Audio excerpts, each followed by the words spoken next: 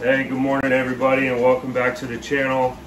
One thing I want to talk about today is the new Lacey Act amendments that they paper clipped into the America Competes Act, and what that amendment would do if it passes. It would create a white list of animals that would be allowed to ship or cross state lines, when previously it's just a blacklist of animals that you can't ship. So, for example, there might be only dogs, cats, and 5 different types of farm animals that are going to be included on that white list.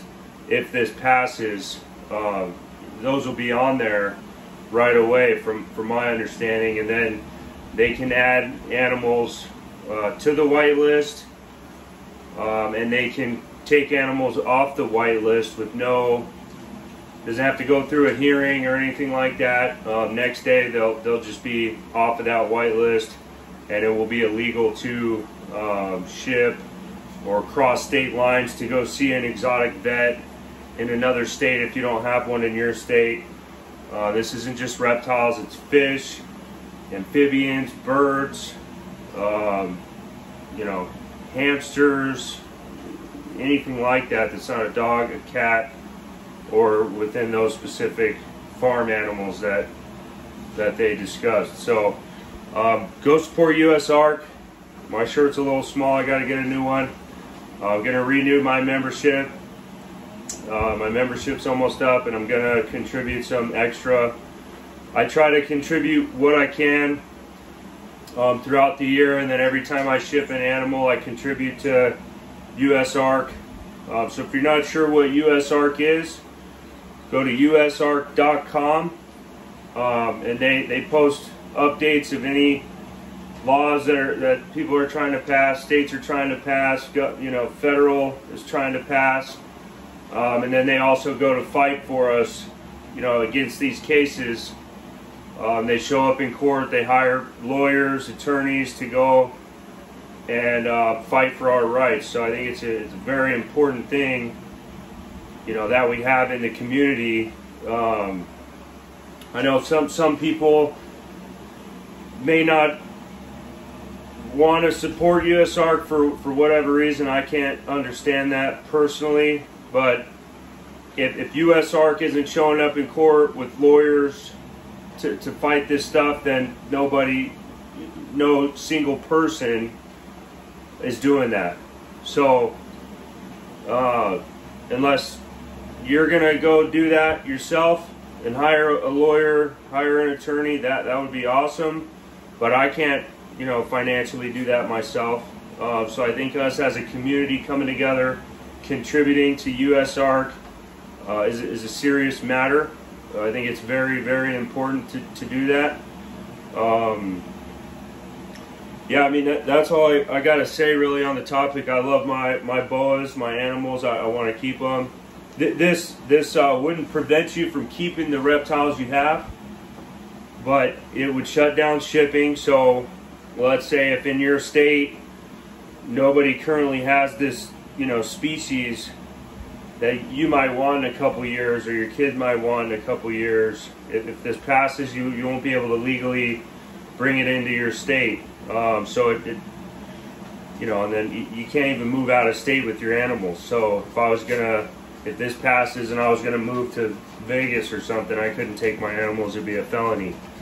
So that's a pretty big deal. I am prepared to, if it does pass, God forbid it passes, I'm not selling off my collection. That's not happening. So I'm just prepared to maintain my collection. Probably cut down on breeding a little bit, because it would just be local at that point. But it really, this is a worldwide hobby, and we all come together and we share the genetics with each other across the world, across the country. And I think that's a very important aspect of this hobby, and keeping these animals and creating a captive population of these animals, especially the more rare species that they're not as commonly bred. So it's a big deal. Go check out USARK if you're not familiar with it. Yeah, just read up on the 2022 Lacey Act amendments, and then decide for yourself, you know, what your next step is. They have a letter on the USARK website that you can copy and then paste it and email it. I've emailed it to a lot of people here in Arizona, you know, in the government here in Arizona. So hopefully, you know, hopefully all those letters and all those emails from all of us as a community is helping, which I think it is. From what I'm hearing, it's helping, but we just got to keep doing it.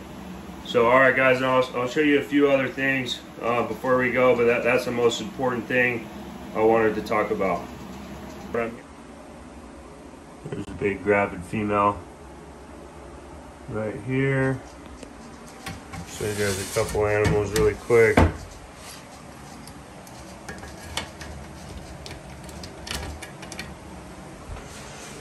So, right here we got a salmon hypo Abbey male going into shed. He's from basically Bullish. Big Mike. A lot of color on that guy. And then this guy pooped a little bit and peed. This is a Paradise male. So, and the female he was with is due next month. So hopefully get some cool stuff out of that. A little bit of breeding going here. Dirty cage. That right here. That is a jungle possible double head red dragon. So, and then one thing I'll talk about really quick. This room is outside my house. It's not inside my house. And I do breed mice in this room. Finally having some good success right now. But I do have some boas out here. And I have boas breeding out here. I have that female, she's gravid from being out here. That's a huge pregnant mouse right there. Can't even walk. And I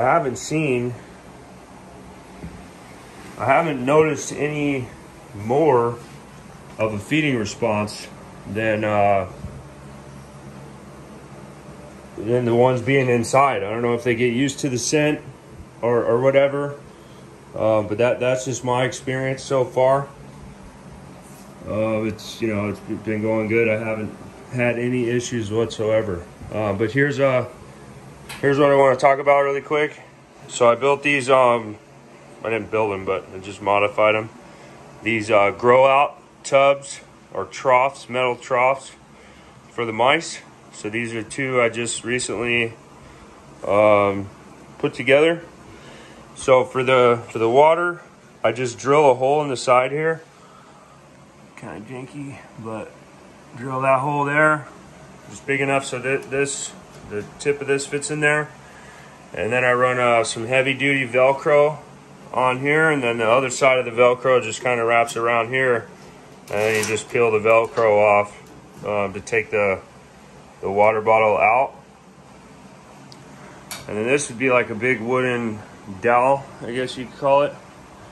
So that, and then I just buy these heavy duty hangers right here, stick them. These are 3-inch PVC pipes, 3-inch by 2 feet. And then I don't even know what you would call these metal cones. But I found these in Home Depot. I used them on the other ones I put together.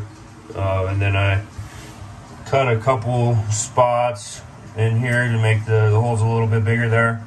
And then these are 3 to 4 inch hose clamps, basically, to secure this on there. So And these are set up. I don't have anything in here yet. I'm obviously going to put some 2x4s in there because mice like to, you know, chew on 2x4s and just have little obstacle courses, I guess. And then you just put the food in there, and then as they eat it from the bottom, the food just funnels down. So it works out pretty good. I used to have these. So the hanger here would just be sitting on the side here, and the PVC pipe would be running down the side of the trough. And it worked good for a while, and then I started getting mice escaping from this type of a setup because they cannot jump from the bottom up to the top. It's 2 feet tall, and they cannot jump out. So I don't need to have any kind of a lid here. They maybe can jump like this high. They can't jump over 2 feet high. So, you know, maybe some kind of wild mouse that, you know, been taking steroids or something could jump out. But these mice I have, probably any mice in anyone's, you know, mouse breeding operation cannot jump out of here. So anyways, when this was sitting up on the side of here, they figured out how to wedge themselves between the PVC and the metal and just walk themselves between the metal and the PVC using pressure to hold them up and eventually hop out. So they will learn, you know, a good way to get out of there if you give them an option. But with this, they can't climb up the slide. It's too slippery, the side. And then if they can, sometimes the smaller mice can get inside here in these little holes that I cut, so the food pellets can get them easier. Sometimes like hopper mice or small mice can climb in there, and then they'll kind of walk themselves up the food that you put in there, and I'll find them inside the PVC sitting on top of the food. So if the mice are really small, I just don't fill it up all the way, because then they might be able to wedge themselves all the way through the food, get to the top, and jump out. So I just fill it up, you know, a little bit, like there, if they're hopper mice or small mice. Yeah, that's that. I mean, down here, I don't know if my camera will focus. No, it won't. But yeah, in here, they're like the large and jumbo mice, and they're already breeding some in there. And then I got some small mice in here. So as the other ones grow up over here, this rack, I bought this rack. It has a 1/2 inch mesh, 1/2 inch wire on there, which is good for rats. But little, you know, tiny hopper mice, they can get through that.